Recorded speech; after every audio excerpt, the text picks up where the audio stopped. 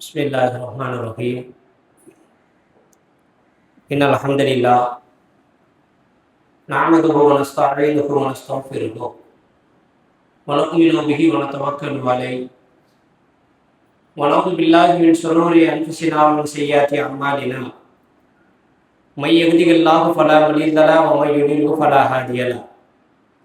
வ அஷ்ஹது அன் லா இலாஹா இல்லல்லாஹ் வஹ்தஹு லா ஷரீக லஹு வ அஷ்ஹது அன்ன முஹம்மதன் அப்துஹு வ ரசூலுஹு அம்மா பஅத். फ़क़द क़ाल अल्लाह तआला फ़िल कलामिल कदीम व फ़िल फ़ुरक़ानिल मजीद फ़अऊज़ु बिल्लाहि मिनश शैतानिर रजीम बिस्मिल्लाहिर रहमानिर रहीम। या अय्युहल्लज़ीना आमनु तक़ुल्लाह हक़्क़ तुक़ातिहि व ला तमूतुन्ना इल्ला व अंतुम मुस्लिमून। या अय्युहन्नासु तक़ू रब्बकुमुल्लज़ी ख़लक़कुम मिन नफ़्सिन वाहिदा व ख़लक़ मिन्हा ज़ौजहा व बस्स मिन्हुमा रिजालन कसीरन व निसाअ वत्तक़ुल्लाह அல்லதி தஸாஅலூன பிஹி வல் அர்ஹாம் இன்னல்லாஹ கான அலைக்கும் ரகீபா. யா அய்யுஹல்லதீன ஆமனு தக்குல்லாஹ வ கூலு கௌலன் ஸதீதா யுஸ்லிஹ் லக்கும் அஅமாலக்கும் வ யக்ஃபிர் லக்கும் துனூபக்கும் வ மை யத்திஇல்லாஹ வ ரசூலஹு ஃபக்கத் ஃபாஸ ஃபௌஸன் அதீமா. வ क़ால நபியுனா ஸல்லல்லாஹு அலைஹி வஸல்லம் வ ஷர்ருல் உமூரி முஹ்தஸாத்துஹா வ குல்லு முஹ்தஸத்தின் பித்ஆ வக்குல்ல பிதஅத்தின் லலாலா வக்குல்ல லலாலத்தின் ஃபின்னார். அவு கமா क़ால ஸல்லல்லாஹு அலைஹி வஸல்லம். அளவற்ற அருளாளனும் நிகரற்ற பேரன்புடையனுமாகிய எல்லாம் வல்ல அல்லாஹ்வின் திருநாமம் போற்றி ஜும்மாவுடைய உரையை ஆரம்பம் செய்கின்றேன். சாந்தியும் சமாதானமும் உலகத்திற்கு இறுதி தூதராய் அனுப்பப்பட்ட முஹம்மது நபி ஸல்லல்லாஹு அலைஹி வஸல்லம் அன்னவர்கள் மீதும் அவர்களுடைய குடும்பத்தார்கள் மீதும் அவர்களுடைய வாழ்க்கையை தன்னுடைய வாழ்க்கையாக எடுத்துக்கொண்ட உத்தம சத்திய சஹாபா பெருமக்கள் மீதும் சஹாபிய பெண்மணிகள் மீதும் தாபியங்கள் தாபியங்கள் மீதும் நம் யாவர்கள் மீதும் அந்த ஏக இறைவனின் சாந்தியும் சமாதானமும் என்றென்றும் நின்றவட்டும் வண்ணமாக என்ற பிரார்த்தனையோடு ஜும்மாவுடைய உரையை ஆரம்பம் செய்கின்றேன். அன்பார்ந்த எல்லாம் வல்ல அல்லாஹ்வின் நல்லடியார்களே, பெரியோர்களே, தாய்மார்களே, சகோதர சகோதரிகளே, அல்லாஹ்வுடைய மாபெரும் பேரருளால் சத்தியத்தை அதனுடைய தூய வடிவில் அறிந்து கொள்வதற்காக வேண்டி நாமெல்லாம் இன்றைய ஜும்மாவுடைய தினத்திலே ஒன்று கூடியிருக்கின்றோம். நம்முடைய இந்த நல்ல நோக்கத்தினை எல்லாம் வல்ல அல்லாஹ் பயனுள்ளதாக ஆக்கி அர்ப்பணிப்பானாக. அன்பார்ந்த இஸ்லாமிய பெரியோர்களே, அல்லாஹ்வால் கடமையாக்கப்பட்டுள்ள வாரந்தோறும் நடைபெறக்கூடிய இந்த ஜும்மாவுடைய தினத்திலே ஒவ்வொரு வாரமும் ஒவ்வொரு தலைப்பின் கீழ் சில செய்திகளை நாம் அறிந்து வருகிறோம். அந்த அடிப்படையில் இந்த வார ஜும்மாவுடைய தலைப்பாக இறைவன் நம்மிடம் என்ன எதிர்பார்க்கிறான் என்ற தலைப்பு தேர்வு செய்யப்பட்டிருக்கிறது. பொதுவாக உலக வாழ்க்கையிலே முஃமின்களாக முஸ்லிம்களாக வாழக்கூடிய நாம் இந்த உலகத்தில் அல்லாஹ் ரப்புல் ஆலமீன் இந்த உலகத்தை படைத்து இந்த பூமியிலே ஏராளமான வஸ்துக்களை அல்லாஹ் இந்த பூமியிலே நமக்கு வசப்படுத்தி தந்து இந்த உலகத்தில் எத்தனையோ வஸ்துக்களை அல்லாஹ் படைத்திருந்தாலும் மிக உயர்ந்திய படைப்பாக, உன்னதமிக்க படைப்பாக, கண்ணியத்திற்குரிய ஒரு படைப்பாக இந்த மனித படைப்பை அல்லாஹ் ஆக்கியிருக்கின்றான். இந்த மனிதனை பற்றி அல்லாஹ் திருமறை குர்ஆனிலே கூறி காட்டுகின்ற பொழுது ஃபி அஹ்ஸனில் ஹாலிகீன், மனிதனை நாம் அழகாக படைத்திருக்கிறோம் என்ற அல்லாஹ் ரப்புல் ஆலமீன் திருமறை குர்ஆனிலே கூறி காட்டுகின்றான். அழகாக படைத்தது மட்டுமல்லாமல் இன்னொரு இடத்தில் அல்லாஹ் கூறுகிறான், வலக்கது ஹர்ரம்னா பனி ஆதம், ஆதமுடைய மக்களை நாம் மேன்மைப்படுத்தி வைத்திருக்கிறோம் என்று அல்லாஹ் கூறி காட்டுகின்றான். இந்த உலகத்தில் நம்மை படைத்து மகத்துவமிக்க ஒரு படைப்பாக, உன்னதமிக்க ஒரு படைப்பாக ஆக்கி, சிறப்பிற்குரிய ஒரு படைப்பாக ஆக்கி அல்லாஹ் நமக்கு கண்ணியத்தை வழங்கியிருக்கின்றான். இப்படிப்பட்ட இறைவன் இந்த அடியார்களிடம் என்ன எதிர்பார்க்கிறான் என்ற ஒரு கேள்வியை இந்த மனித சமுதாயத்தில் நாம் முன்வைத்தோமையானால் பெரும்பாலான மக்கள் சொல்லக்கூடிய ஒரு பதில் என்ன தெரியுமா? அல்லாஹ் பெருசா நம்மகிட்ட என்ன எதிர்பார்க்க போறான்?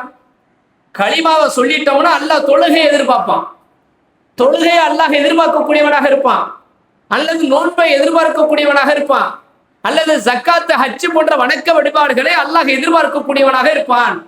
இதை தாண்டி வர என்ன அல்லாஹ் பெருசா எதிர்பார்த்துற போறான் என்ற ஒரு பதிலைத்தான் பெரும்பாலான முஸ்லிம்கள் சொல்லக்கூடிய பதிலாக நாம் பார்க்கின்றோம். ஆனால் அல்லாஹ் அடியார்களிடம் இந்த கலிமா, தொழுகை, நோன்பு, ஜக்காத்து, ஹஜ் போன்ற வணக்க வழிபாடுகளை தாண்டி அல்லாஹ் நம்மிடம் எதிர்பார்ப்பது ஒன்றே ஒன்றுதான். அல்லாஹ் திருமறை குரானிலே 41வது அத்தியாயத்தில் 30வது வசனத்தில் அல்லாஹ் கூறுகிறான், இன்னல்லதீன கால ரப்புன் அல்லாஹ், அல்லாஹ் மீது யார் உறுதிமிக்கவர்களாக இருக்கிறார்களோ தத்தனஸ்ஸலு அலைஹிமுல் மலாயிகா, மலக்குமார்கள் அவர்களிடத்தில் வருவார்களாம். இப்போ ஒரு கேள்வி, மலக்குமார்களை நம்மளால பார்க்க முடியுமா? முடியவே முடியாது. மனுஷன் யாரும் பார்க்க முடியாது மலக்குமார்களை.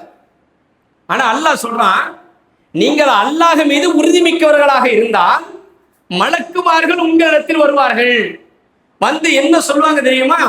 அல்லாஹ் தகாஃபு வலா தஹ்சனு, நீ பயப்படாத, நீ அச்சப்படாத, உனக்கு என்ன துன்பம் வந்தாலும் துயரம் வந்தாலும் கஷ்டம் வந்தாலும் என்ன நிலைக்கு நீ தள்ளப்பட்டாலும் நீ எதுக்குமே பயப்படாத. அல்லாஹ் மேல உள்ள உறுதியான நம்பிக்கை உனக்கு இருக்க வேண்டும். அப்படி இருக்குமையானால் அபிஷிரு பில் ஜன்னத்தில்லதி குந்தும் துஆதுன், அல்லாஹ்வால் வாக்களிக்கப்பட்ட சுவனம் உனக்கு நிச்சயம் உண்டு என்ற செய்தியை மலக்குமார்கள் நம்மிடத்தில் சொல்வதாக அல்லாஹ் ரப்பல் ஆலமீன் திருமறை குர்ஆனிலே குறிக்காட்டுகின்றான். இப்ப அல்லாஹ் இந்த வசனத்தில் சொல்லக்கூடிய அடிப்படையான ஒரு செய்தி என்ன தெரியுமா? அவன் மீது உள்ள உறுதியான நம்பிக்கை.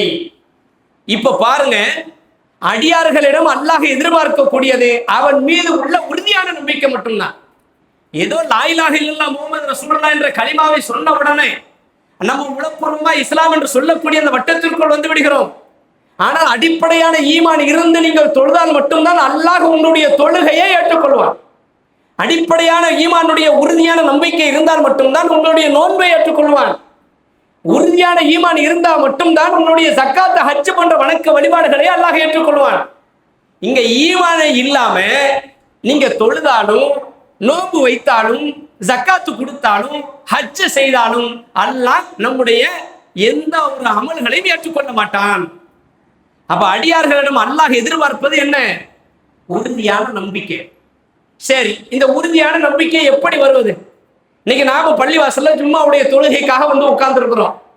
பள்ளிவாசல்ல இருக்கும்போது நமக்கு நல்ல நம்பிக்கை இருக்குது. அல்லாஹ் மேல உள்ள பயம், அல்லாஹ் மேல உள்ள ஒரு இறையச்சம், ஒரு இபாதத்தை செய்யணும், இந்த குத்துபா உரையை கேட்கணும், இந்த 2 ரக்காயத்தை தொழணும், தொழுதுட்டு அல்லாஹ்ட்ட துவா செஞ்சுட்டு நம்ம போகணும்.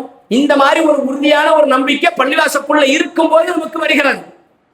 ஆனால் தொழுகை முடிந்தவுடன் செருப்பை மாட்டிட்டு நம்ம வீட்டுக்கு போறதுக்குள்ள நம்முடைய ஈமான் உறுதியான ஈமானாக இருக்கிறதா என்றால் பெரும்பாலான மக்களுக்கு கேள்விக்குறியாக இருக்கிறது. நீங்க நல்லா பாருங்க, அல்லாஹ் ரப்பல் ஆலமீன் சொல்லக்கூடிய ஒரே ஒரு செய்தி தான், அந்த உறுதியான நம்பிக்கை உனக்கு இருக்க வேண்டும். இந்த உலகத்துல வாழும்போது நீ என்ன நிலைக்கு தள்ளப்பட்டாலும் அல்லாஹ் மேல உள்ள அந்த நம்பிக்கையை கடுகளவு கூட இழக்கக்கூடாது. அப்ப உறுதியான நம்பிக்கை நமக்கு வர வேண்டும் என்றால் அதற்கு என்ன செய்வது? இதற்கும் அல்லாஹ் ரப்பல் ஆலமீன் ஒரு வழியை சொல்லி காட்டுகின்றார். என்ன வழி? இந்த திருமறை குர்ஆனை புரட்டுங்க. அந்த திருமறை குர்ஆன்ல 6666 வசனம் இருக்கு, அதுல மாற்றம் இல்லை. இந்த திருமறை குர்ஆனிலே 6666 வசனங்களை நாம் படிப்பதற்கு நமக்கு நேரம் இல்லாவிட்டாலும் இந்த உலகத்தில் தீர்க்கதரிசிகளாக அனுப்பப்பட்ட நபிமார்கள் எத்தனை பேர்? லட்சத்திற்கும் மேற்பட்ட நபிமார்கள் இந்த பூமிக்கு தீர்க்கதரிசிகளாக அனுப்பப்பட்டார்கள். இப்ப அந்த நபிமார்கள்ல அல்லாஹ்வை பாருங்க, ஒரு 25 நபிமார்களை அல்லாஹ் செலக்ஷன் பண்றான். 25 நபிமார்களை மட்டும் செலக்ஷன் பண்ணி திருமறை குர்ஆனிலே சுட்டி காட்டுகின்றான். இந்த நபிமார்களின் மூலமாக இந்த மனித சமுதாயத்திற்கு படிப்பினை இருக்கிறது. அந்த நபிமார்களுடைய வரலாறை நீங்கள் புரட்டி பார்ப்பீர்களேயானால், அந்த நபிமார்களுடைய வாழ்க்கை வரலாற்று சுவடுகளை நீங்கள் அறிந்து வைத்திருப்பீர்களேயானால் உங்களுடைய ஈமானை நீங்கள் பலப்படுத்திக் கொள்ளலாம். அப்படி அந்த நபிமார்கள் என்ன தியாகம் செய்தார்கள்? இந்த உலக வாழ்க்கையில நம்மெல்லாம் கேள்விப்பட்ட ஒரு நபி, உலகத்துல முதலாக படைக்கப்பட்ட நபி ஆதம் நபி. ஆதம் நபியை அல்லாஹ் என்ன செய்யறான்? அந்த பூமியில படைக்கிறான். அந்த ஆதம் நபியை படைச்சதுக்கு பிறகு ஆதம் ஹவ்வா அலைஹிஸ்ஸலாம் அவர்களையும் 2 பேரையும் சொர்க்க சூளைக்கு அல்லாஹ் அனுப்புறான். நபியே, இந்த சுவனத்துல நீங்க எங்க வேணாலும் போங்க, எப்படி வேணாலும் இருங்க, ஆனா உங்களுக்கு ஒரு கட்டளை இடுகிறேன், வலா தக்ரபா ஹாதிஹி ஷஜரா, இந்த மரத்தின் பக்கம் மட்டும் நெருங்க கூடாது, இந்த மரத்தின் பக்கம் மட்டும் நீங்கள் நெருங்காமல் இருக்க வேண்டும், மரத்தினுடைய கனிகளை சாப்பிட்டு விடக்கூடாது என்ற ஒரு கட்டளையை அல்லாஹ் பிறப்பிக்கின்றான். ஆதம் நபி என்ன பண்றாங்க? சொர்க்கத்துக்குள்ள போனா அல்லாஹ்வுடைய கட்டளை மீறக்கூடாதுல, சொர்க்கத்துக்குள்ள போய் அந்த மரத்தின் பக்கம் சென்று அதனுடைய கனிகளை சாப்பிட்டு அல்லாஹ்வுடைய கோபத்திற்கு ஆளாக்கப்படுகிறார்கள். அல்லாஹ் என்ன பண்றான்? சொர்க்கத்திலிருந்து பூமிக்கு தூக்கி எறிஞ்சிட்டான். ஆதம் நபிக்கு என்ன செய்வது என்று தெரியவில்லை. ஒரு நபியை முதலா படைச்சு அவங்க மூலமாக இந்த சந்ததிகள் அல்லாஹ் உருவாக்குற பூமியில அந்த நபி தப்பு செஞ்சதுக்காக சொர்க்கத்துறையில் இருந்து அல்லாஹ் பூமிக்கு தூக்கி வீசி எறிந்து என்ன செய்வதே என்று தெரியாமல் அந்த ஆதம் நபி புலம்பிக் கொண்டிருக்கக்கூடிய அந்த வேளையில் அல்லாஹ் திருமறை குர்ஆனிலே சொல்கிறான், ஆதமுக்கு சில வார்த்தைகளை கற்றுக் கொடுத்தோம். என்ன வார்த்தை தெரியுமா? அல்லாஹும்ம ரப்பனா லலம்னா அன்ஃபுஸனா வ இல்லம் தக்ஃபிர் லனா வ தர்ஹம்னா லனகூனன்ன மினல் காசிரீன். என்னுடைய இறைவா, எனக்கு நானே தீங்கிழைத்துக் கொண்டேன். என்னுடைய பாவத்தை மன்னித்து விடு. என்னுடைய பாவத்தை நீ மன்னிக்காவிட்டால் நான் நஷ்டவாளியாக ஆகிவிடுவேன். யா அல்லாஹ், என் பாவத்தை மன்னித்து விடு என்று ஆதம் நபி அவர்கள் அல்லாஹ்விடத்தில் மன்றாடினார்கள், கெஞ்சினார்கள். அல்லாஹ் ரப்புல் ஆலமீன் அவர்களுடைய துஆவின் மூலமாக அல்லாஹ் அவர்களை மன்னித்தார். இந்த துஆவின் மூலமாக அல்லாஹ் மன்னிச்சா பாருங்க, இதுதான் அல்லாஹ்வுடைய கருணை என்பது. ஆமா, நாம உலக வாழ்க்கையில எவ்வளவு அநியாயம் பண்றோம், எவ்வளவு தப்பு பண்றோம், எவ்வளவு அழிச்சாட்டியம் பண்றோம். இந்த உலகத்தில் அல்லாஹ்வுக்கும் அல்லாஹ்வுடைய தூதருக்கும் மாறாக எவ்வளவு விஷயங்களில் அன்றாடம் ஈடுபட்டுக் கொண்டிருக்கக்கூடிய நாம் அல்லாஹ்விடத்துல பாவ மன்னிப்பு கேட்கணுமா வேண்டாமா? அல்லாஹ் ரப்புல் ஆலமீன் உண்மையான ஈமானோடு நீங்க பாவ மன்னிப்பு கேளுங்க, இஹ்லாஸான எண்ணத்தோடு பாவ மன்னிப்பு கேளுங்க. அல்லாஹ் தன்னுடைய திருமறையில் சொல்கிறான், நான் எப்படிப்பட்டவன் தெரியுமாப்பா? அட, அல்லாஹ்வாகிய நான் கரடு முரடனவன் அல்ல, கோபக்காரன் அல்ல, தண்டிக்கக்கூடியவன் அல்ல. நான் எப்படிப்பட்டவன் என்று அல்லாஹ் திருமறை குர்ஆனிலே சொல்கிறான். சூரத்துல் ஃபாத்திஹா என்று சொல்லக்கூடிய அத்தியாயம். நம்மெல்லாம் ஒவ்வொரு நேர தொழுகையிலே அந்த அத்தியாயத்தை கேட்காம இருக்க மாட்டோம். உலகத்துல எத்தனை கோடி முஸ்லிம்கள் இருக்கிறார்களோ எல்லாருக்கும் தெரியும் அந்த சூரத்துல் ஃபாத்திஹா. அதுல அல்லாஹ் சொல்றான், அல்ஹம்துலில்லாஹி ரப்பில் ஆலமீன், அகிலத்தாரை படைத்து பரிபாலிக்கக்கூடிய இரட்சகன் நான் எப்படிப்பட்டவன் தெரியுமா? அர் ரஹ்மானிர் ரஹீம், நான் அளவற்ற அருளாளன், நிகரற்ற அன்புடையோன். என்னைய மாறி அருள் செய்வதற்கு இந்த உலகத்தில் எவனாலும் முடியாது. என்னைய மாதிரி அன்பு காட்டுவதற்கு இந்த உலகத்தில் யாராலையும் முடியாது. அப்படிப்பட்ட இறைவனிடம் நபி ஆதம் அலைஹிஸ்ஸலாம் அவர்கள் பிரார்த்தனை செய்கிறார்கள், அல்லாஹ் மன்னிக்கிறான். அப்ப அந்த பிரார்த்தனை என்பது இஹ்லாஸான எண்ணத்தோடு உறுதியான நம்பிக்கையோடு நாம் கேட்க வேண்டும். நம்முடைய பிரார்த்தனை எப்படி இருக்குது? யா அல்லாஹ், நீ மன்னிச்சா மன்னிச்சுக்கோ, மன்னிக்க அடப்போம். இனிமே அந்த பக்கத்து வீட்டுக்காரன் பேசுவோமே, அந்த மாதிரி நம்ம செஞ்ச பாவத்தை செஞ்சுட்டு அல்லாஹ்ட்ட எப்படி கேட்கிறோம்? யா அல்லாஹ் மன்னிச்சிரு, மன்னிக்க இஷ்டப்படுறதா மன்னிச்சுக்கோ, இல்லைன்னா மன்னிக்க அடப்போ அப்படிங்கிற மாதிரி அலட்சியமாக. ஆனா அல்லாஹ் ரப்புல் ஆலமீன் இறுதியான ஈமானோடு இஹ்லாஸான எண்ணத்தோடு நீங்கள் அல்லாஹ்விடத்தில் பாவ மன்னிப்பு கேளுங்கள். இது ஆதம் நபி செய்த பிரார்த்தனை.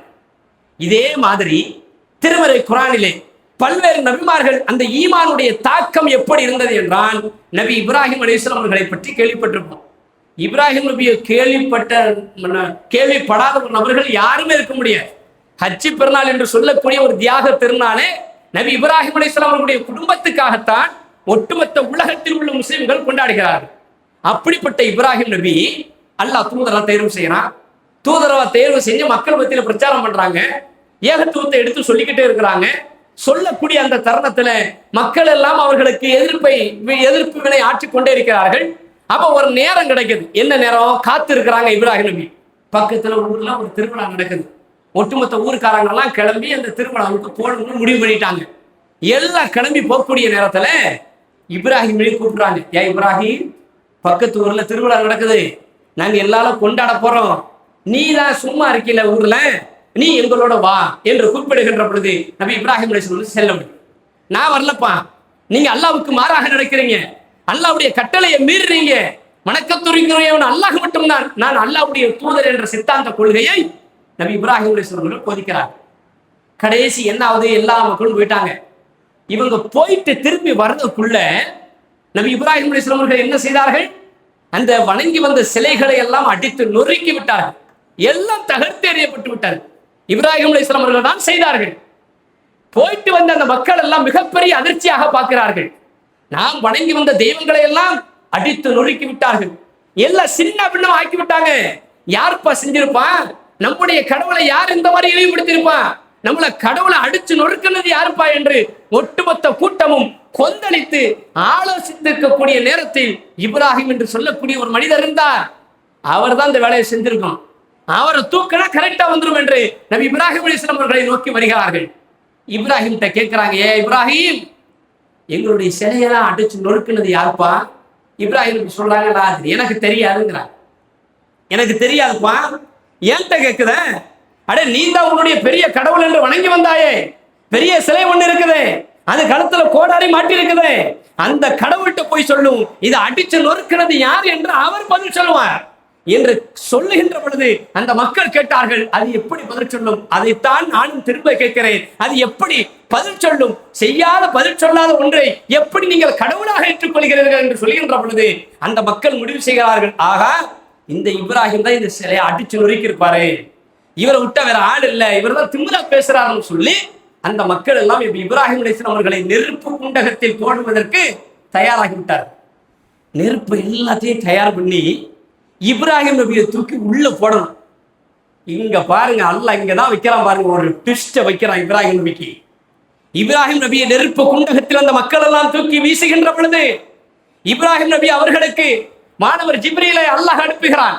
அல்லாஹ் ஜிப்ரீல்கிட்ட சொல்றான், என்னுடைய இப்ராஹிம் என்னுடைய தூதரை அந்த நெருப்பு குண்டகத்தில் மக்கள் எல்லாம் தூக்கி எறிய போகிறார்கள், என்னுடைய இப்ராஹிமுக்கு என்னுடைய தூதருக்கு என்ன தேவை என்று மாணவர் ஜிப்ரீல் போய் கேட்க போறார். கேட்க கட்டளையிடும் அல்லாஹ். மாணவர் ஜிப்ரீல் போய், யா இப்ராஹிம், உங்களுக்கு இப்பொழுது என்ன தேவை, நான் ஏதாவது உதவி செய்ய வேண்டுமா என்று கேட்டுகின்ற பொழுது நபி இப்ராஹிம் அலைஹிஸ்ஸலாம் அவர்கள் சொன்ன பதில் என்ன தெரியுமா? என்னை படைத்த இறைவனுக்கு தெரியும் எனக்கு என்ன உதவி வேண்டும் என்று. நீ கேட்டு நான் சொல்லணும்னு நினைச்சிடாத. நீங்க கேட்ட உடனே எனக்கு உதவி செய்யுங்க நான் கேட்டுருவேனா? நான் உங்ககிட்ட கையேந்தி நிப்போனா? என்னை படைத்த இறைவனுக்கு தெரியும், என்னுடைய படைத்த இறைவன் என்னை நிச்சயமாக காப்பாற்றுவான் என்ற நம்பிக்கை எனக்கு இருக்கிறது என்று நபி இப்ராஹிம் அலைஹிஸ்ஸலாம் அவர்கள் சொன்ன அந்த வார்த்தை இருக்கிறது. அந்த ஒற்றை வார்த்தையில் அல்லாஹ் ரப்பல் ஆலமீன் சொல்கிறான், நாருன் பாரிதும், சூடான நெருப்பை குளிர்ச்சியாக மாறி என்று அல்லாஹ் அந்த நெருப்புக்கு கட்டளையிடுகிறான். நெருப்பு அப்படியே குளிர்ச்சியா மாறி. இது எப்படி நடந்தது? அதிசயமாக இருக்கிறது, ஆச்சரியமாக இருக்கிறது, அபூர்வமாக இருக்கிறது. ஆனால் நபி இப்ராஹிம் அலைஹிஸ்ஸலாம் அவர்களிடம் இருந்த அந்த ஈமானுடைய தாக்கம் அவர்களை காப்பாற்றியது. ஆனா இன்னைக்கு நாம நம்முடைய ஈமான் எப்படி இருக்குது? ஈமானுடைய உறுதியான நம்பிக்கை நம்மட தெளிவா இருக்குதா? அந்த உறுதியான நம்பிக்கை வர வைப்பதற்காகத்தானே நபி இப்ராஹிம் அலைஹிஸ்ஸலாம் அவர்களுடைய பாடத்தை அல்லாஹ் மனித சமுதாயத்திற்கு முன்மாதிரியாக ஆக்குகிறான். சரி, இதோடு முடிச்சானா? மூசா நபியுடைய வரலாறு, ஜக்கரியா நபியுடைய வரலாறு, சுலைமான் நபியுடைய வரலாறு, இப்படி ஒவ்வொரு நபிமார்களுடைய வரலாறை நீங்கள் புரட்டி பார்ப்பீர்களே, ஆனால் மனித சமுதாயத்திற்கு மிகப்பெரிய ஒரு படிப்படம். ஈமானுடைய உறுதி நபிமார்கள் இருந்தாங்க. இதெல்லாம் ஜும்மா பிரச்சாரத்துல மக்கள் மத்தியில் நாம சொல்லுகின்ற பொழுது நம்மெல்லாம் என்ன சொல்றோம் தெரியுமா? எங்க நபிமார்கள் இருப்பாங்க, நம்மளால இருக்க முடியுமா? நபிமார்கள் வாழ்ந்தாங்க, நம்மளால வாழ முடியுமா? நபிமார்கள் அப்படி இருந்த காலம், நம்மளால இருக்க முடியுமா என்றெல்லாம் ஏளனமாக பேசி, நக்கலாக பேசி சில செயல்பாடுகளில் இருந்து தன்னை தவிர்த்துக் கொள்கிறார்கள். சரி, நபிமார்கள் இருந்தாங்க, விட்டுருங்க. அல்லாஹ்வுடைய தூதரோடு வாழ்ந்த சஹாபா பெருமக்கள் நம்மள மாதிரி தானே. நீங்க ஜும்மாவுடைய உரையை கேட்பதற்காக விடிய காலம் இருந்துச்சு, நல்ல கறிகிரி வாங்கி கொடுத்து, பிரியாணியோ மதியமோ நெய்ச்சோரோ இன்னமும் ஒரு சாப்பாடு, சிறப்பான ஒரு சாப்பாடை சாப்பிடுவதற்காக தயார் செய்து, நல்ல ஆடைகளை உடுத்தி, நறுமணம் பூசி, குளித்து, அழகான முறையில் உள்ள பள்ளிவாசல்ல வந்து உட்கார்ந்து கீழே பாய் மேல செட்டை போட்டு அதுக்கு மேல ஃபேனை போட்டு உட்கார்ந்து இருக்கிறோம். சில பள்ளிவாசல்ல ஏசிலாம் போட்டுருவாங்க, வசதிக்கு தகுந்த மாதிரி நம்ம மாற்றிக்கொள்கிறோமே. ஆனால் சஹாபா பெருமக்கள் ஒரே ஒரு நாள் தங்களுடைய வாழ்க்கையில் ஜும்மாவுடைய தொழுகை இப்படி சொகுசான ஒரு வாழ்க்கையில் தொழுதிருப்பார்களா? கிடையவே கிடையாது. நபிகள் நாயகம் ஸல்லல்லாஹு அலைஹி வஸல்லம் அவர்களுக்கு 40 வயது நபி பட்டம் கிடைக்கிறது. 13 ஆண்டுகள் மக்காவில் வாழ்ந்தார்கள். இந்த 13 ஆண்டு காலத்துல ஒரு நாள் ஜும்மா நடந்த வரலாறு கிடையாது. ஜும்மா கூட்டமாக உட்கார்ந்து ஒரு நாள் ஜும்மா நடத்தின வரலாறு கிடையாது. அவன் ஜும்மா முதலாக எங்க உருவாக்கப்பட்டது? மதீனாவில் உருவாக்கப்பட்டது. அது ரசூலுல்லாஹ் என்ன செய்றாங்க? ஆலோசனை சொல்லி ஒரு நபித்தோழர் மூலமாகத்தான் ஜும்மாவை அல்லாஹ் கடமையாக்கினான். இதை நீங்க செய்யுங்கன்னு ரசூலுல்லாஹ் சொல்லி விடுறாங்க. ரசூலுல்லாஹ் செய்யல, ஒரு நபித்தோழர் செய்தார். அப்படிப்பட்ட இந்த ஜும்மாவுடைய நாள்ல இன்னைக்கு உலக வாழ்க்கையில இவ்வளவு ஒரு சொகுசான ஒரு லெவல்ல இருக்கிறோமே, நாம அன்றாட வாழ்க்கையில வாழ்ந்து கொண்டிருக்கிறோமே. இப்படிப்பட்ட இந்த சூழலில் நம்முடைய ஈமானை எப்படி பலப்படுத்துவது, எப்படி பாதுகாப்பது? சஹாபாக்களுடைய வாழ்க்கை புரட்டி பாருங்க. எவ்வளவு பெரிய தியாகம் தெரியுமா? கொஞ்ச நெஞ்ச தியாகம் வாங்க. அல்லாஹ்வுடைய மார்க்கத்திற்கு, அல்லாஹ்வுடைய சத்திய கொள்கைக்காக, இந்த மார்க்கத்திற்காக எவ்வளவு தியாகத்தை முன்னிறுத்தினார்கள்.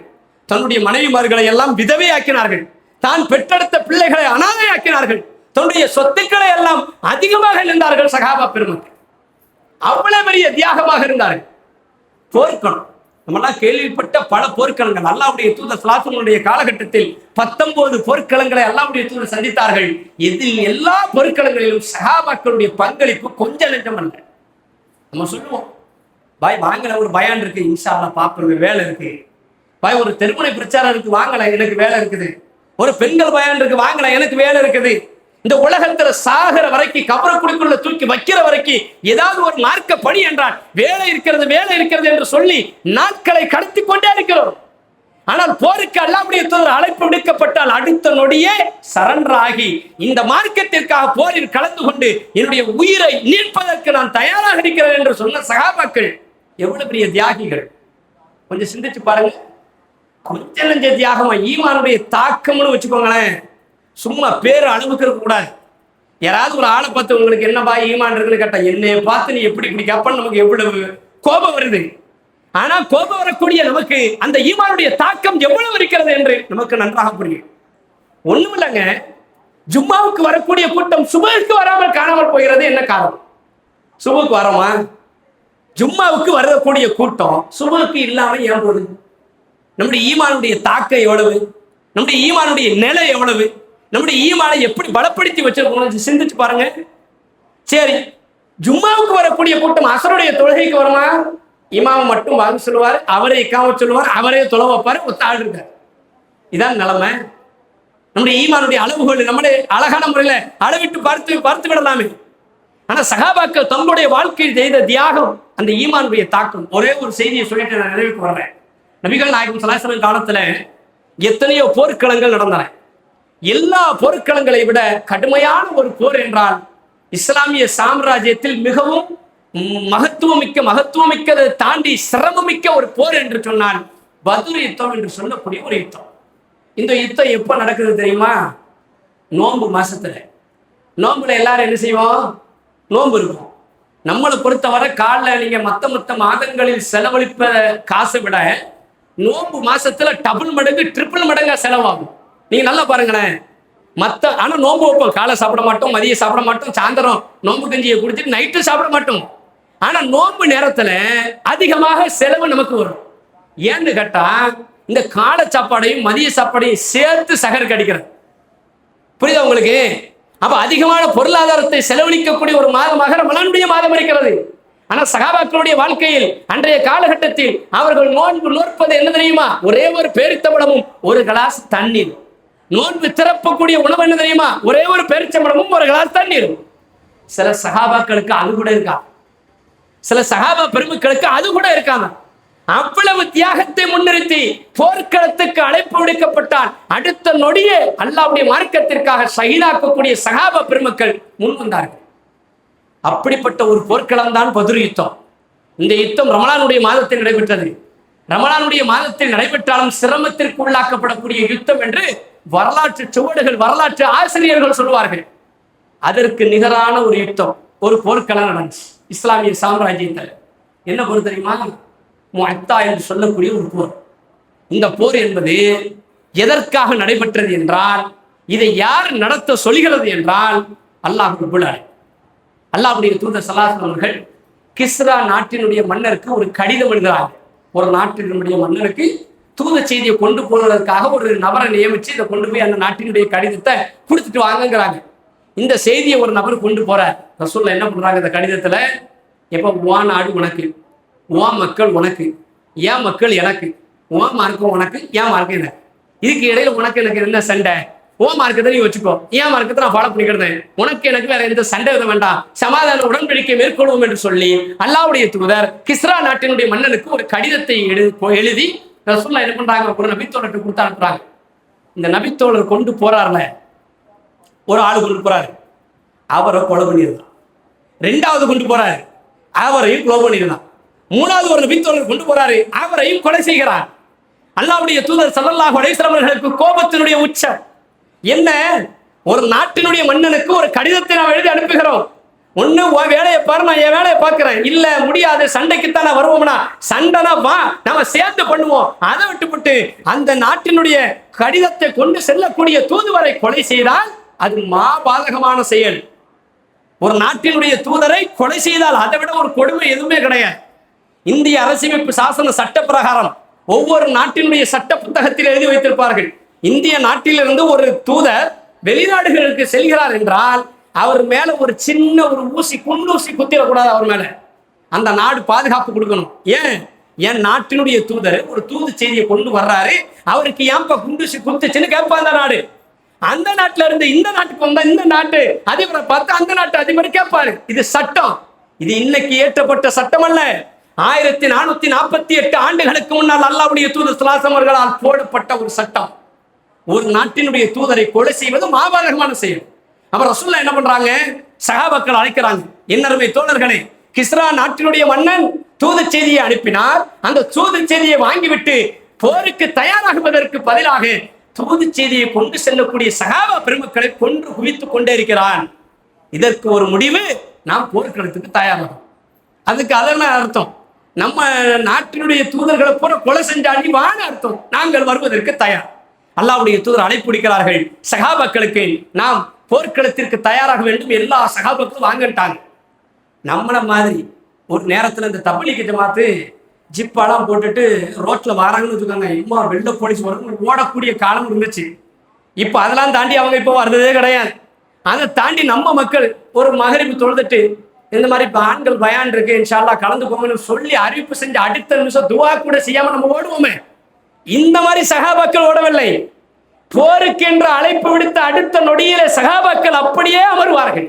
அல்லாஹ்வுடைய தூதரிடம் கேட்கிறார்கள், அல்லாஹ்வுடைய தூதரே, எங்க எப்பொழுது யாரோடு போருக்கு தயாராக வேண்டும், தாங்கள் கட்டளையிடுங்கள் என்று சொல்கிறார். எல்லா சஹாபாக்களும் உட்கார்ந்துட்டாங்க. ரசூலுல்லாஹ் சொல்றாங்க, இன்னருமை தோழர்களே, கிஸ்ரா நாட்டினுடைய மன்னன் போர் தொடுப்பதற்கு நாம் தயாராக வேண்டும். எல்லாரும் தயாரா? தயார். சரி, இப்போ ரசூலுல்லாஹ் போர்க்களத்துக்கு தளபதியை நியமனம் பண்ணுவாங்க. எல்லா போர்க்களத்துக்கும் ரசூலுல்லாஹ் ஒரு தளபதியை நியமனம் செய்வார்கள். இந்த போர்க்களத்திற்கு 3 தளபதியை நியமனம் செய்கிறார்கள். கூட்டமா உட்கார்ந்துருக்காங்க. ரசூலுல்லாஹ் நிற்கிறாங்க. ரசூலுல்லாஹ் நின்றுகிட்டு சொல்றாங்க, என் அருமை தோழர்களே, இந்த போர்க்களத்திற்கு தளபதி, முதலாவது தளபதி யார் தெரியுமா? இது ஸைத் இப்னு ஹாரிஸா. இரண்டாவது தளபதி யார் தெரியுமா? இது ஜாபர் ரலியல்லாஹ். மூன்றாவது தளபதி யார் தெரியுமா? இது அப்துல்லா இப்னு ரவாஹ் அலி. இந்த 3 தலைவர்களும் உங்களுக்கு தளபதியாக செயல்படுவார்கள் என்று சொல்கிறார்கள். இதுல சஹாபாக்களுக்கு ஒரு ஆச்சரியம் என்ன தெரியுமா? இதுவரைக்கும் ரசூலுல்லாஹ் கூட நம்ம போர்க்களத்துக்கு போயிருக்கோம். ரசூலுல்லாஹ் தளபதியா இருந்திருக்கிறாங்க, அபூபக்கர் இருந்திருக்கிறார், உமர் இருந்திருக்கிறார், உஸ்மான் இருந்திருக்கிறார், அலி இருந்திருக்கிறார், ஏழை நபித்தோழர்கள் இருந்திருக்கிறாங்க. ஆனா எல்லா போர்க்களத்திலையும் ஒரு தளபதி, 3 தளபதியை ரசூலுல்லாஹ் நியமனம் பண்றாங்கன்னா என்னமோ நடக்க போகுது என்று சஹாபாக்கள் புரிந்து வைத்துக் கொண்டார்கள். இந்த 3 தளபதிகளுக்கும் என்ன நினைக்கிறது தெரியுமா? ஸைத் இப்னு ஹாரிஸா ரசூலுல்லாஹ் நியமனம் பண்றாங்க. அதுக்கு அடுத்து ஜாபர் அலி, அதுக்கு அடுத்து அப்துல்லா இப்னு ரவாஹ். இந்த ஸைத் இப்னு ஹாரிஸாவுக்கு நல்லா தெரியும், இந்த தளபதி இந்த போர்க்களத்துல 3 பேர்ல ஒரு ஆளு, முதல் நாம போர்க்களத்துல மௌத்தா போறோம். யாருக்கு தெரியும்?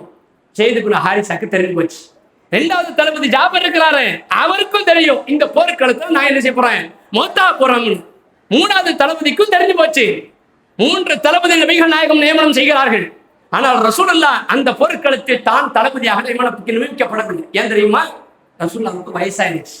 ரசூலுல்லாஹ்வால நிக்க முடியல. நீங்கெல்லாம் பார்ப்பீங்க, வயசான காலத்துல ரசூலுல்லாஹ் மெம்பர்ல ஏறி ஒரு அசா என்று சொல்லக்கூடிய ஒரு கம்பை பிடித்து நிற்பாங்க. ஏன்னா அந்த கம்பு தான் ஊன்றுகோலாக பயன்படுத்தினாங்க. இதுதான் சில பள்ளிவாசல்ல ரசூலுல்லாஹ் வயசான காலத்துல பிடிச்சாங்கல்ல, அதனாலதான் இப்பவும் சில பேர் பிடிச்சுக்க நிற்காங்க. ஆனா அல்லாஹ்வுடைய தூதர் வயதாகிவிட்ட காரணத்தினால் அந்த போர்க்களத்திற்கு செல்லவில்லை. இப்ப ரசூலுல்லாஹ் இந்த 3 தளபதிகள் நியமனம் செய்து சஹாபாக்களை கூப்பிடுறாங்க. என்ன அருமை தோழர்களே, இவங்க 3 பேர் உங்களுக்கு தளபதியா செயல்படுவாங்க. ஆனா போர்க்களத்துக்கு போறதுக்கு முன்னாடி உங்களுக்கு ஒரு தகவலை பதிய வைக்கிறேன். என்ன? நீங்கள் போர்க்களத்துக்கு செல்கின்ற பொழுது போன உடனே அடிச்சோம் மிதிச்சோம் என்ன எல்லாத்தையும் சின்ன பண்ணோம் ஆக்கணும் கொண்டோம்னா வரக்கூடாது. போர்க்களத்துக்கு போன உடனே அந்த எதிரிகள் இருக்காங்கல்ல, அவங்ககிட்ட நீங்க செய்ய வேண்டிய முதல் வேலை தாவா. அல்லாஹ்வை பற்றி நீங்கள் சொல்ல வேண்டும், அல்லாஹ்வுடைய மார்க்கத்தை பற்றி சொல்ல வேண்டும், அல்லாஹ்வுடைய சத்திய கொள்கையை பற்றி அவர்களிடத்தை பிரகடனப்படுத்த வேண்டும். அதற்கு அடுத்தபடியாக அல்லாஹ்வுடைய தூதர் என்னை பற்றி நீங்கள் சொல்ல வேண்டும். ரசூலுல்லாஹ் சொல்றாங்க, சொல்லுங்கள். அதற்கு அடுத்தபடியாக நீங்கள் போர்க்களத்தில் களமிறங்குகின்ற பொழுது பெரியவர்கள் இருப்பார்கள், முதியவர்கள் இருப்பார்கள், பெண்கள் இருப்பார்கள், சிறுவர்கள் இருப்பார்கள், நோயாளிகள் இருப்பார்கள், மனிதர்கள் பயன் தரக்கூடிய மரம் செடி கொடிகள் எல்லாம் இருக்கும், மனிதர்கள் பயன்படுத்தக்கூடிய தண்ணீர் பாலைகள் எல்லாம் இருக்கும், கிணறுகள் எல்லாம் இருக்கும். இது யாருக்கும் எந்த சேதமும் வந்து விடக்கூடாது. உலகத்திலே போருக்கு போகும்போது மக்களுக்கு இப்படிப்பட்ட ஒரு அட்வைஸ் பண்ணி அனுப்பின ஒரு மாமனிதர் இந்த உலகத்துல இருக்காங்களா? அல்லாஹ்வுடைய தூதரை தவிர இந்த உலகத்தில் வேற யாருமே கிடையாது. ரசூலுல்லாஹ் மட்டும்தான் இப்படிப்பட்ட உபதேசத்தை செய்யறாங்க. செஞ்சு அனுப்பிட்டாங்களா? அந்த காலத்துல ஒரு பழக்க வழக்கம் இருந்துச்சு. என்ன பழக்க வழக்கம்? இந்த போருக்கு போகும்போது ஒட்டுமொத்த ஊரே சேர்ந்து வழி அனுப்பி வைப்பார். அப்படி வழி அனுப்பக்கூடிய நேரத்தில் ஒட்டுமொத்த ஊர் மக்களும் சேர்ந்து வழி அனுப்புவதற்காக ஊரினுடைய எல்லை பகுதிக்கு வருகிறார்கள். எல்லா சகாபாக்களும் வழி அனுப்பி, குடும்பத்தார்கள் எல்லாம் வழி அனுப்பி வைக்கக்கூடிய நேரத்துல இந்த 3வது தளபதி இருக்கிறாரு அப்துல்லா இப்னு ரவாஹா, அவர் அழ ஆரம்பிச்சுட்டார், அழுகிறாரு. அவர் சொல்ல என்ன பண்றாங்க, தோழர் அப்துல்லா இப்னு ரவாஹா, உனக்கு போருக்கு போக விருப்பம் இல்லைனா நீ விட்டுரு, நீ ஊர்ல உட்கார்ந்துக்கோ, உன் மனைவி மக்களோட இருந்துக்கோ, வேண்டாம் விட்டுன்னு சொல்லாங்க. அந்த நபித்தோட சொல்கிறார், அல்லாஹ்வுடைய தூதரே, சும்மனு நஜில் நதி நத்தக்கோ உன் அதருள் ஆலிமீன ஃபீஹா ஜிஸியா என்று சொல்லக்கூடிய அல்லாஹ் ரப்புல் ஆலமீன் திருமறை குர்ஆனிலே ஒரு வசனம் சொல்கிறார். என்ன தெரியுமா அந்த வசனத்தினுடைய பொருள்? நாளை மறுமை நாளிலே சிராத்துல் முஸ்தகிம் என்று சொல்லக்கூடிய ஒரு வழி பாதை உண்டு. அந்த ஒரு வழி பாதையில் நான் எப்படி கடக்கப் போகிறேன் என்ற பயம் எனக்கு இங்கு வந்து விட்டது யார் சொல்லலாம். அந்த பயத்தை நான் அணுகிறேன். என்னுடைய மனைவியை நினைத்தோ, மக்களை நினைத்தோ, தாயை நினைத்தோ, தகப்பனை நினைத்தோ, குடும்பத்தாரை நினைத்தோ நான் அளவில்லை. அந்த மறுமை நாளில் அந்த ஒரு வழி பாதையை நான் எப்படி கடக்கப் போகிறேன் என்ற அச்சம் எனக்கு வந்து விட்டது. ரசூலுல்லாஹ் சொல்றாங்க, கவலைப்படாதீர்கள், அந்த பாதையை நீங்கள் இலகுவான முறையில் கடப்பீர்கள் என்று சொல்லி அல்லாஹ்வுடைய தூதர் வழி அனுப்பி வைக்கிறார்கள். போருக்கு போறாங்க. போன உடனே அந்த அடிக்கிறது நிற்கிற வேலைலாம் இருக்காது. போய் ஒரு இடத்துல முகாமிடுறாங்க. ஒரு டென்ட் கொட்டாய் மாதிரி போட்டு ஒரு இடத்துல முகாமிடுறாங்க. ஒரு இடத்துல உட்கார்றாங்க. எதிரிகளுடைய படையை பழம் பார்ப்பாங்க. அப்போ ஒரு நபித்தோழரை கூப்பிட்டு, எதிரிகளுடைய படை எவ்வளவு இருக்கு, எவ்வளவு காண இருக்கு, அங்க போய் பார்த்துட்டு வாங்க. இவன் அங்க போய் பார்த்தா பலவிதமான ஆயுதங்கள் வைத்து பெரும்படையாக இருக்கிறது. எந்த அளவுக்கு என்றால் லட்சக்கணக்கான மக்கள் எல்லாம் குமிந்திருக்கக்கூடிய அளவிற்கு இவர்கள் ஆயிரக்கணக்கான மக்கள் இருக்கிறார்கள். அவர்களை வெல்வது சாத்தியமே கிடையாது. கடுகளவு கூட நினைச்சு பார்க்க முடியாது அவங்களை வெல்வது. இவர் விழுந்து அடிச்சு பதறி போய் ஓடி வருகிறார். ஸைத் இப்னு ஹாரிஸா என்று சொல்லக்கூடிய 1வது தலைமையிட்ட சொல்றாரு, என்னை அனுப்பி வைத்தீர்கள், நான் சென்று பார்த்தேன், பலவிதமான ஆயுதங்கள் வைத்திருக்கிறார்கள், லட்சக்கணக்கான மக்கள் இருக்கிறார்கள், நாம ஆயிரக்கணக்கான மக்கள் இருக்கிறோம், இந்த போரில் வெல்வது சாத்தியமே அல்ல. ஆகையால் வேற ஏதாவது மாற்று வழி பண்ணுங்க, இந்த போர்ல நமக்கு தோல்வி கிடைக்கும்ங்கிறாங்க. உடனடியாக சஹாபா பெருமக்கள் எல்லாம் அவசர ஆலோசனை எல்லாரையும் எழுப்பி என்ன செய்யலாம், எதிரிகளுடைய கூட்டம் கடுமையா இருக்குது, நம்ம ஏதாவது சமாளிக்கணும், என்ன பண்ணலாம் என்று கேட்கின்ற பொழுது ஒரு முடிவு எடுக்கிறார்கள். என்ன முடிவு தெரியுமா? அல்லாஹ்வுடைய தூதருக்கு கடிதத்தை எழுதுவோம். அல்லாஹ்வுடைய தூதரை, நாங்கள் எதிரிகளுடைய படையை போய் பார்த்தோம், ஏராளமான மக்கள் இருக்கிறார்கள், அவர்களை வெல்வது சாத்தியமல்ல. ஆகவே ஊரில் யாரெல்லாம் நொண்டி சாக்க சொல்லி போருக்கு வராம இருக்காங்களோ அவங்களை எல்லாத்தையும் பிடிச்சி இங்க அனுப்புங்கன்னு சொல்லி கடிதத்தை எழுதுவோமா? எல்லா சஹாபாக்களும் சொல்கிறார்கள், ஆமா கடிதத்தை எழுதி அனுப்புங்கள் என்று சொன்னவுடன் ஒரே ஒரு நபித்தோழர் அந்த கூட்டத்திலிருந்து எழுகிறார். யாரு தெரியுமா? 3வது தளபதியாக இருக்கக்கூடிய அப்துல்லா இப்னு ரவாஹா அந்த கூட்டத்தில் இருந்து எழுந்து சொல்கிறார், ஓ தோழர்களே, நீங்கள் எல்லாம் மரணத்தை வெறுத்து வந்தீர்களா அல்லது நேசித்து வந்தீர்களா? ஒன்று இந்த உலகத்தில் வாழ்கின்ற பொழுது ஒன்று வீர மரணம், இல்லை என்றால் ஷஹீத், வீர மரணம் அடைவோம், இல்லை என்றால் வெற்றியாக சொல்லுவோம். ரெண்டுல ஏதாவது ஒண்ணு. இவர்கள் பலவிதமான ஆயுதங்கள் வைத்திருக்கிறார்கள் என்ற பயம் வந்து விட்டதா அல்லது அச்சம் வந்து விட்டதா? இவர்கள் கூட்டம் கூட்டமாக இருக்கிறார்கள் என்ற கவலை உங்களுக்கு வந்து விட்டதா? இன்னல்லதீன காலு ரப்புனல்லா, அல்லாஹ் மீது உறுதி மிக்கவர்களாக இருந்தால் இந்த போர்க்களத்தில் அல்லாஹ் நமக்கு வெற்றியை தருவான். ஒண்ணு வீரமரணம், இல்லைன்னா வெற்றி, ரெண்டுல ஏதாவது ஒண்ணு. நீ ஊருக்கு திரும்பி போகணுங்கிற ஆசையில வந்தீங்களா எல்லாரும்? அப்படின்னு கேட்ட உடனே இவங்க சஹாபாக்களுக்கு புஷ்டி ஏறி போச்சு. இவர் சொல்ற சரிதானப்பா, ஒண்ணு வீரமரணம் இல்ல வெற்றி, எதுக்கு பயந்து ஓடணும்? சாவத்தான வந்திருக்கிறோம், ஒண்ணு ஷஹீதாயிட்டு போவோம், இல்லைன்னா வெற்றி அடைஞ்சிட்டு போவோம், ரெண்டுல ஏதாவது ஒண்ணு என்ற ஒரு முடிவுக்கு சகாபா பெருமக்கள் அந்த இடத்தை விட்டு நகருகிறார்கள். முஅத்தா என்று சொல்லக்கூடிய இடத்திற்கு வருகிறார்கள். எதிரிகளுடைய படையும் முன்னேறுகின்றன, இஸ்லாமிய படைகளும் முன்னேறுகின்றன. இஸ்லாமிய புயல் வீரரசு ஆரம்பிக்கிறது. 2 படைகளும் ஒன்றோடு ஒன்று மோத ஆரம்பிக்கிறது. ஸைத் இப்னு ஹாரிஸா அவர்களிடத்தில் அல்லாஹ்வுடைய தூதர் ஒரு வெள்ளை நிற கொடியையும் ஒரு வாளையும் கொடுத்து அனுப்பினார்கள். அந்த வெள்ளை நிற கொடியை கையில் பிடித்தவர்களாக ஸைத் இப்னு ஹாரிஸா களமிறங்கி எதிரிகளை வீழ்த்துகிறார், வீழ்த்திக் கொண்டே இருக்கிறார். எதிரிகளில் ஒருவன் பின்புறமாக வந்து ஸைத் இப்னு ஹாரிஸாவை பின்புறமாக வந்து தாக்கியவர்களை கொலை செய்கிறார். 1வது தளபதி அவுட், ஷஹீத். இரண்டாவது தளபதி ஸைத் இப்னு ஹாரிஸா இறந்ததற்கு பின்னால் ஜாபர் ரலியல்லாஹு என்று சொல்லக்கூடிய அந்த நபித்தோழர் அல்லாஹ்வுடைய தூதர் கொடுத்த அந்த கொடியை கையில் ஏந்துகிறார், களமிறங்குகிறார், எதிரியை கடுமையான முறையில் தாக்குகிறார். அவரின் பின்னாடி தாக்கி அவரும் அந்த போர்க்களத்தில் ஷஹீதாக்கப்படுகிறார். இரண்டாவது தளபதி அவுட். மூணாவது தளபதியாக இருக்கக்கூடிய அப்துல்லா இப்னு ரவாஹா அலி அல்லாஹ்வுடைய தூதர் கொடுத்த கொடியை கையில் ஏந்தி களமிறங்கி கடுமையான முறையில் போரிடுகிறார். அவரும் எதிரிகள் பின்புறம் வந்து அவரை தாக்குகிறார்கள். 3 தளபதிகளும் அந்த போர்க்களத்தில் மௌத்தாயிட்டாங்க. இப்ப போர்க்களத்துக்கு தளபதி இல்லை, என்ன செய்வதுன்னு தெரியல. சகாபாக்களுக்கு ஒண்ணுமே ஓடல. சகாபாக்கள் அங்கும் இங்குமாக திணறுகிறார்கள். என்ன செய்வது என்று புரியவில்லை. அங்கிருந்து ஒரு சப்தம் வருகிறது, என்ன அருமை தோழர்களே, அல்லாஹ்வுடைய தூதரால் நியமனம் செய்யப்பட்ட 3 தளபதிகளும் மௌத்தாகிவிட்டார்கள், ஷஹீதாக்கப்பட்டு விட்டார்கள். உடனடியாக தளபதி பொறுப்பை ஒருவர் ஏந்திக் கொள்ள வேண்டும். ஏன்னா ஒரு கட்டுக்கொப்பு ஒரு இது போர்க்களத்துக்கு தளபதி இல்லைன்னா அது நல்லா இருக்கு.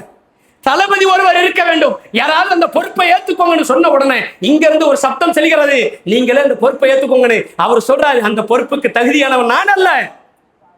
போர்க்களத்துல கூட தளபதி பொறுப்புக்கு தகுதியானவன் பின்வாங்கி போனாங்க. இன்னைக்கு உலகத்துல பதவி வெறி பிடிச்சு போய் அலைகிறாங்க. இன்னைக்கு பார்க்கிறோம், பதவி வெறினா அப்ப வாயப்பிழந்து இருக்கக்கூடிய ஒரு நிலைமை. ஆனா அன்னைக்கு போர்க்களத்தில் கூட எனக்கு அந்த பொறுப்புக்கு தகுதி இல்லை என்று சொல்லி அந்த சஹாபி பின்வாங்கினார்.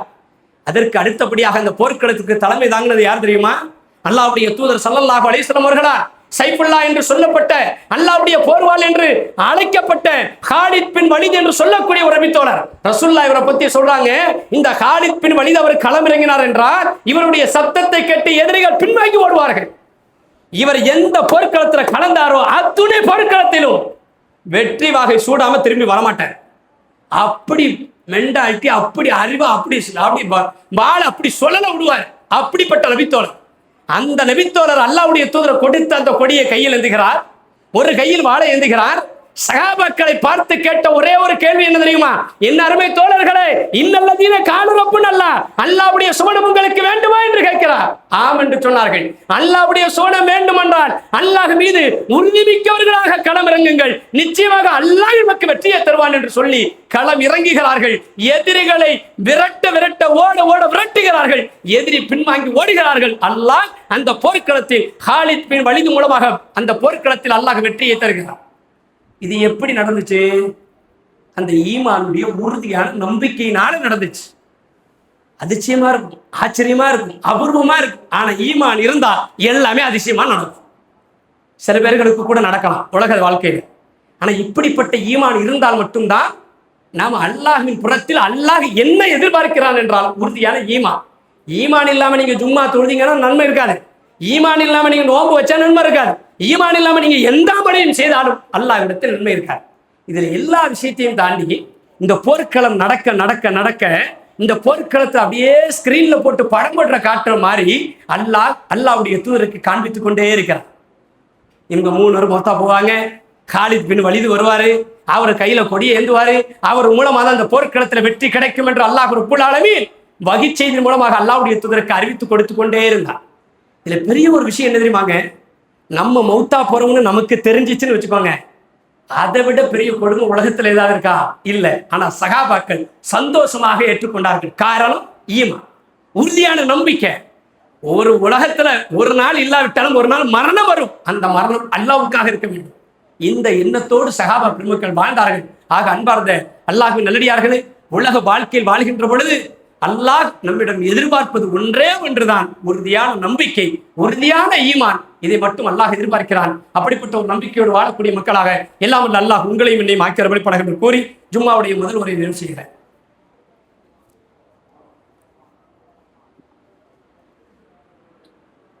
அல்ஹம்துலில்லாஹ் அல்ஹம்துலில்லாஹி ரப்பில் ஆலமீன் வஸ்ஸலாத்து வஸ்ஸலாமு அலா முஹம்மதின் வ அலா ஆலிஹி வ ஸஹ்பிஹி அஜ்மஈன். அன்பார்ந்த இஸ்லாமிய பெரியவர்களே, ஜும்மாவுடைய முதல் உரையிலே இறைவன் நம்மிடம் எதிர்பார்ப்பது என்ன என்ற தலைப்பின் கீழ் சில செய்திகளை பார்த்தோம். இந்த இரண்டாவது உரையிலே 2 அறிவிப்புகள்.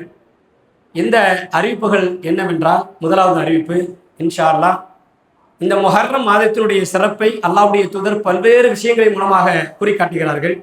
இஸ்லாமிய மாதத்தினுடைய வருடப்பிறப்பாக இந்த முஹர்ரம் மாதம் இருக்கிறது. இந்த முஹர்ரம் மாதத்தில் பல்வேறு சிறப்புகள் இருந்தாலும் முஹர்ரம் மாதத்தினுடைய பிறை 9, பிறை 10 ஆஷுராவுடைய நாள், ஆஷுராவுடைய நோன்பு. இந்த நோன்பு யார் நுழைக்கிறார்களோ அவர்கள் ஒரு வருடத்திற்குண்டான அந்த பாவங்கள் அவர்களுக்கு மன்னிக்கப்படுகிறது என்று அல்லாஹ்வுடைய தூதர் ஸல்லல்லாஹு அலைஹி வஸல்லம் அவங்க சொல்லி காட்டுறாங்க. அந்த அடிப்படையில் இந்த ஆஷுராவுடைய நோன்பு என்பது பிறை 9, 10 நாம் வைக்கணும். அது என்னைக்கு அப்படின்னா இன்னைக்கு வெள்ளிக்கிழமை, வரக்கூடிய வியாழன் வெள்ளி 2 நாளும் என்ன செய்யணும், அந்த ஆஷுராவுடைய தினத்தில் நாம் நோன்பு வைக்கணும். அந்த ஆஷுராவுடைய நோன்பை வைக்கக்கூடிய மக்களாக அல்லாஹ் நம்மை ஆக்கி அருள வேண்டும். இது முதலாவது ஒரு செய்தி. இரண்டாவது, ஜும்மாவுக்கு வரக்கூடிய சகோதரர்கள் 12:45 ஜும்மா ஆரம்பிக்கப்படுகின்ற பொழுது பள்ளிவாசல மொத்தம் எத்தனை பேர் இருந்தாங்க தெரியுமா? ஒரு 7 பேர் 8 பேர் தான் இருந்தாங்க. ஜும்மா முடிக்கின்ற பொழுது எல்லாரும் பள்ளிவாசல் ஹவுஸ்ஃபுல்லாகிடுது. இது இங்கே மட்டும் இல்லை, எல்லா பக்கமும். ஆனால் நீங்கள் வந்த நோக்கம் என்ன? நன்மைகளை அடைய வேண்டும் என்பதற்காக. அப்போ ஜும்மாவுடைய நன்மைகளை முழுமையாக அடைய வேண்டும் என்றால் நீங்கள் பாங்கு சொல்வதற்கு முன்னாடி உள்ளே வந்து இருக்கணும். சில சகோதரர்கள் நம்ம பார்க்குறோம், பாங்கு சொல்வதற்கு முன்னாடி வந்தாலும் 2 ரக்காயத்து தொழாமல் தயவு செய்து உட்காராதி. அந்த 2 ரக்காயத்துடைய நன்மை மிகப்பெரிய ஒரு நன்மையாக நபிகள் நாயகம் ஸல்லல்லாஹு அலைஹி வஸல்லம் அவர்கள் சுட்டி காட்டுகிறார்கள். அந்த அடிப்படையில் ஜும்மாவுக்கு வரக்கூடியவர்கள் ஜும்மாவுடைய முழு நன்மையை நீங்கள் பெற வேண்டும் என்று ஆசைப்பட்டீர்களேயானால் 12:45 ஜும்மா, ஆனால் 12:40 உள்ளே வாங்க.